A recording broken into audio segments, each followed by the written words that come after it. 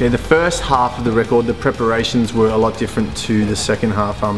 The first half of the record, we kind of went in, well, I kind of went in personally a little underprepared and had to improvise quite a lot in the studio. For the second half, me and Stewie worked quite intensely with each other on the bass and drum rhythms in particular to make sure that we were just nailing this new style together, that all these syncopated accents together were all, we were totally locked in. Everything was a little bit more thought out beforehand on the second half of the record. The first half was done at Loose Stone Studio on the Gold Coast. We love recording there, it's close to home. We've got a really good relationship with Matty Bartlam, who owns Loose Stones. The other half was done down in Melbourne at Sing Sing in Richmond and Sing Sing South Yarra. Both amazing rooms down there as well, particularly in Richmond. It's one of the biggest studios in the country, so there's lots of history in there, lots of gold records and platinum records on the wall. Drum sounds on this record we were definitely going for something different from This Is The Warning. This Is The Warning was very, I guess you'd call it controlled, close in, tight sounds.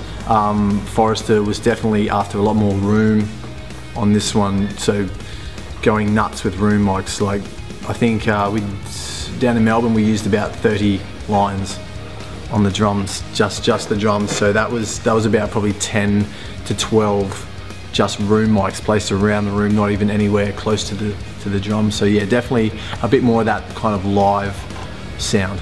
The drums were changing on every song. Like I don't think there was 2 songs with the same configuration of drums on them.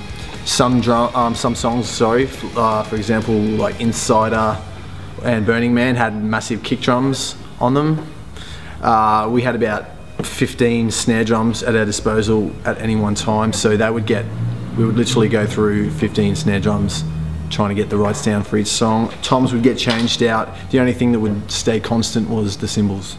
I'd have to say my favourite song on drums would be Say Your Prayers, just for the fact that it's almost like a drum solo from start to finish. Just jumped in the live room and I mean, what me and Stewie had worked out beforehand, there was those parts that were cemented in, and then there was other parts of the song where I was just free to sort of play what naturally came to me, and it ended up coming out really nicely, and yeah, it's cool. So there's a song on this record called The Veil, which is probably, well, it is the most electronic song on the record.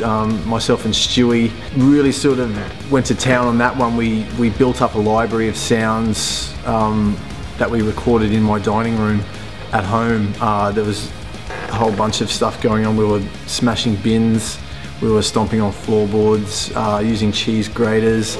We took that library home, or back to Stewie's house, and built up the percussion layers from the ground using those more organic sounds, and then we infused those with the electronic elements that were already there, and then that's how The Veil came about.